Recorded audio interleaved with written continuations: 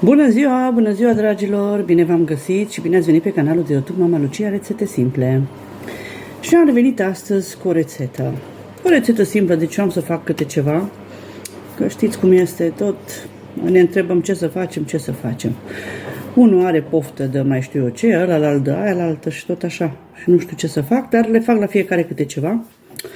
Am să fac așa o mâncare de cartofi în paprikaș, așa cum zicem noi, un paprikaș de cartofi cu niște carne de pui, o oliță mică și mai am să fac altceva pentru că primesc musafir pe cineva, o fată faină vine la mine și ea vrea să mănânce ceva ceva mai fain și pentru ea și pentru mine o să facem, am niște rozencol, adică niște varză de Bruxelles, am să o fierb. Am să fac și niște morcov, deci niște așa o garnitură de zarzavaturi faine date așa prin tigaie un pic, morcov cu vărzuță, la care o să fac acum, nu știu ce o să fac un orez și am să fac niște șnițel sau, acum ce îmi vine așa spontan în cap. Deci o să vedeți ce fac aici, cu mare drag pentru dumneavoastră și nu uitați să abonați canalul Mama Lucia Rețete Simple, cu mare drag pentru dumneavoastră, dacă vă place ceea ce fac.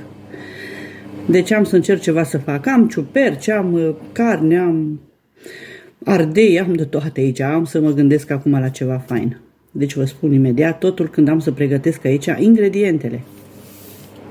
Și așa, dragilor, cum vedeți, mi-am pregătit aici legumele care am să le fac fierte ca garnitură, vărzuța și morcovii. Și aici, pentru paprikașul de cartofi, mi-am pregătit, cum vedeți, 4 cartofi mari, 4 cepuțe mici, puneți 2 mari. Eu acum am mis cu ceapa măruntă până o consum. Și aici mi-am pregătit carnea de pui, cum v-am spus, am niște țâm de pui, din care am să fac paprikașul și pieptul ăsta de pui am să-l pun în tigaie de grill. Am să fac un grill din pui, cu garnitură de morcov și vărzuță și am să fac un orez fain.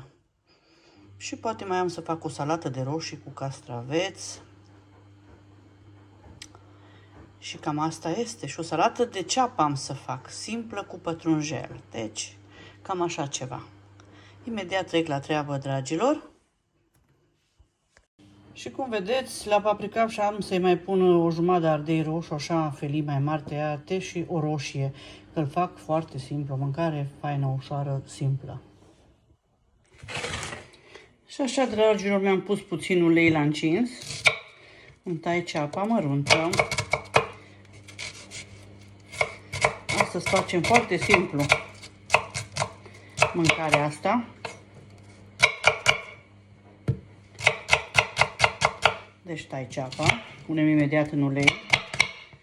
Și după aceea facem totul împreună după ce las ceapa un pic la prăjit. Da? Deci cam asta am vrut să vă arăt cu ceapa.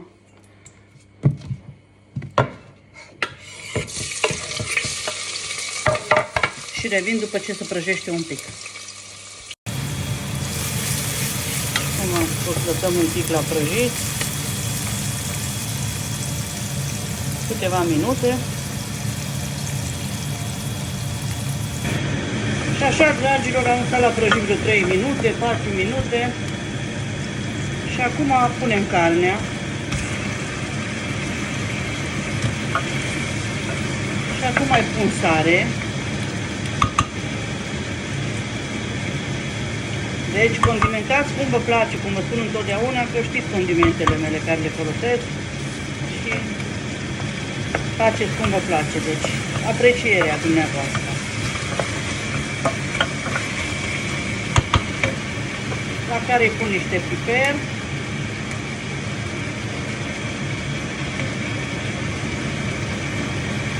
Facem un paprikaș fain picant.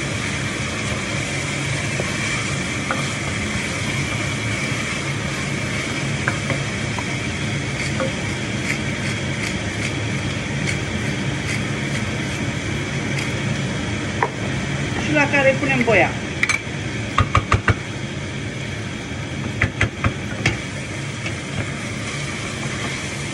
Amestec un pic, las vreo, să zic, vreo 5 minute să călească. foarte puțină apă și după aceea pun cartofii să fiarbă totul împreună. Imediat revin. Și cum vedeți, 2 minute așa să prăjească, i-am pus o foaie de dafin, cui îi place, cum nu-i place nu puneți, la care pun acum un paharel de apă mic. Și las așa, cum v-am spus, 5 minute. Între timp îmi tai cartofii și am să le pun imediat deasupra. Și cam asta este, cum vedeți, lăsăm să fiarbă 5 minute și pun cartofii, imediat revin. Și cum vedeți, mi-am tăiat cartofii, așa în bucăți mai mari și ardeiul, cum am spus, așa felii mai mari. 5 minute au trecut și acum pun imediat aici cartofii și ardeii. Îi pun apă așa cât dă deasupra și las să fiarbă.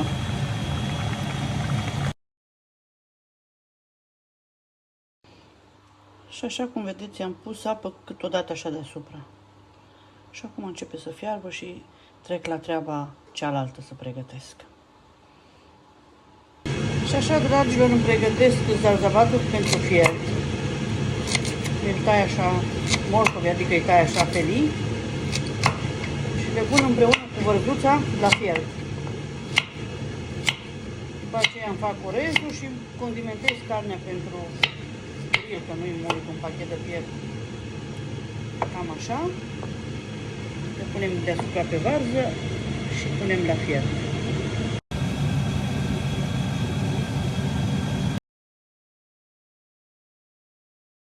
Și cum vedeți, fierbe frumos, las așa încet să scadă, să îngroașe. Și acum mai pun și roșiile, adică roșia care ați văzut-o. Se aburează întotdeauna. Și las așa încet până să îngroașă. Și după aceea îi tai puțin pătrunjel și mâncarea este gata. Și așa cum vedeți, pieptul de pui l-am pus așa pe hârtie, să nu aibă apă. Mi-l tai niște felii așa frumoase pentru grill. Și condimentez cu sare și piper și usturoi praf. Sau puneți usturoi proaspăt, cum vă place. Și îmi pregătesc niște felii faine și le las să stea până când e gata mâncarea. Când e gaia de grill, le pun ultimele un pic să se facă. Cam așa.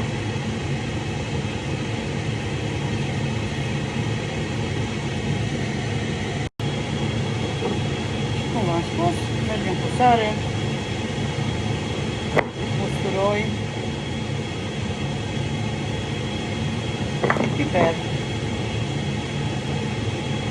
Mergem pe amândouă părți și o lăsăm să stea. Și așa arată mâncarea, cum vedeți, nici gros paprikașul, nici subțire. Îi pun verdeața și am terminat cu prima rundă. Mâncare simplă și rapidă, fără multe ingrediente.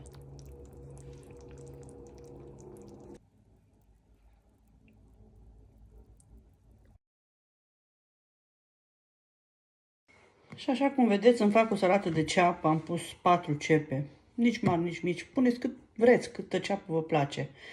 Și am făcut garnitură de salată la paprikaș, adică paprikaș de pui cu salată de ceapă și cu pătrunjel. Pătrunjelul știți că e sănătos.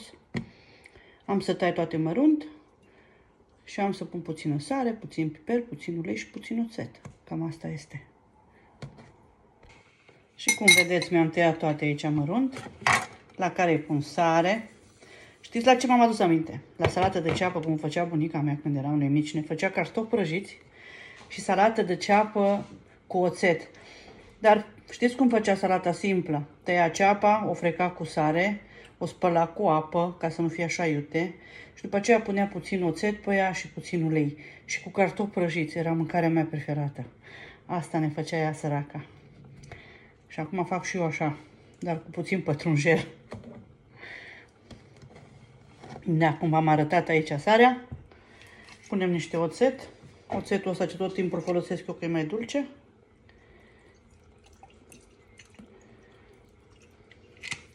la care îi pun ulei. Ulei merge cam destul și la care îi pun puțin piper din asta mai grob. O amestec bine și o gust și văd ce îi mai lipsește și îi pun. Cam asta este. Deci o amestec frumos și garnitură la paprikaș. Merge. Cam așa. Și avem o salată faină. Am să o gust imediat.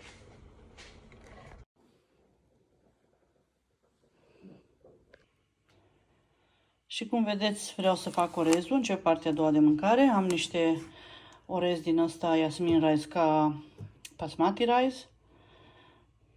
Și aici am niște rice noodle care am să le prăjesc în ulei și după aceea pun orezul deasupra.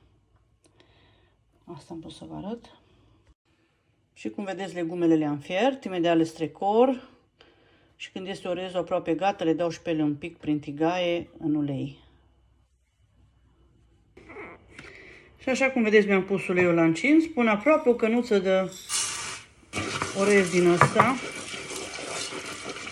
adică nu e orez, un fel de noodle din paste, de orez să cheamă.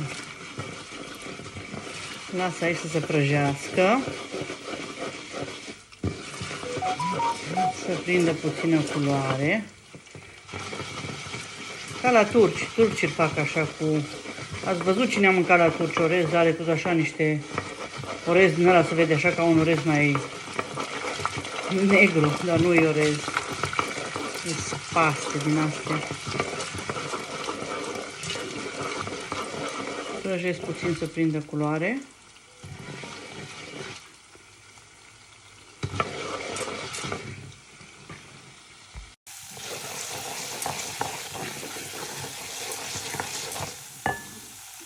Și acum am pun 2 cănuțe de orez direct cu apă, că l-am spălat.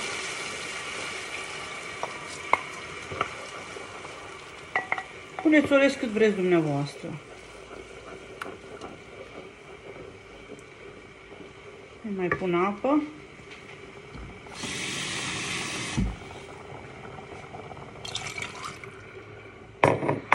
La care am să-i pun acum un pic de piper. Și un pic de sare și îl las să fiarbă.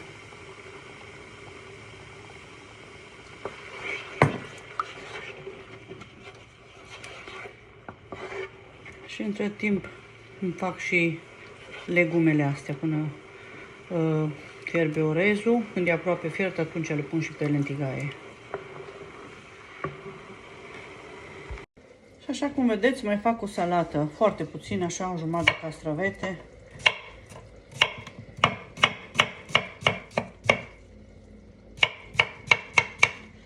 Câteva roșioare, puțin ardei și mai pun puțin din ceapa aia ce o am acolo pregătită. Și cam asta este cu salata. Să știți cum este. Salata merge întotdeauna. Cam asta am vrut să vă arăt și în legătură cu salata. Și cum vedeți, i-am mai tăiat puțin ardei, am pus puțină ceapă din asta care am avut-o. Și mai pun acum un pic de ulei, un pic de sare. Și un pic de oțet îi mai pun. Cam atât. O amestec. Și gata salata. Vedeți. I-am mai aruncat niște măsline ce am mai avut pe acolo. Și am făcut așa o salată. Cum vedeți.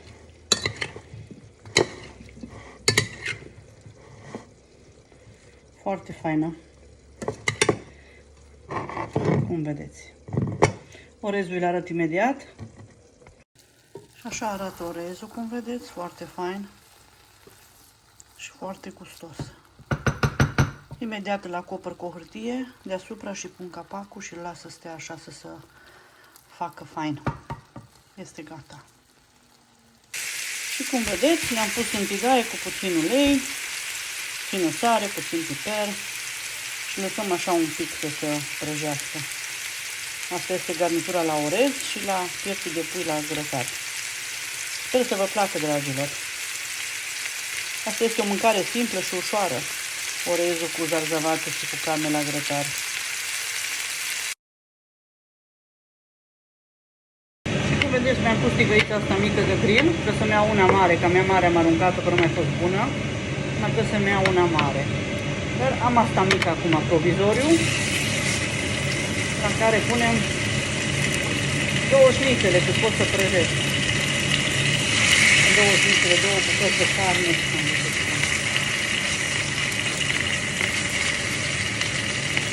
Las să facă fain, nu mult, ca să iasă moale.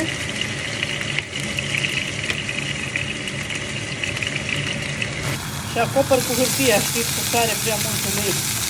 Cam așa arată.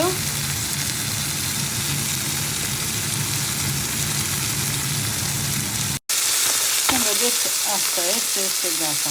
Punem toată aici să fie caldă.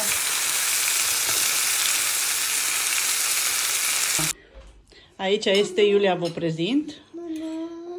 Și Sehr lecker. sehr lecker. Îi place mâncarea asta, am vrut să vă arăt pe Iulia. Și cam așa arată mâncarea noastră.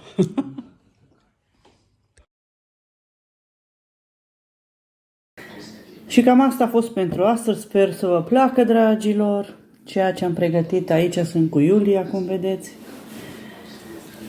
Și ne vedem zilele astea. Vă pup cu mult drag și vă doresc în continuare o seară plăcută la toată lumea. Vă pup, pupici! Ceau, ceau la toată lumea!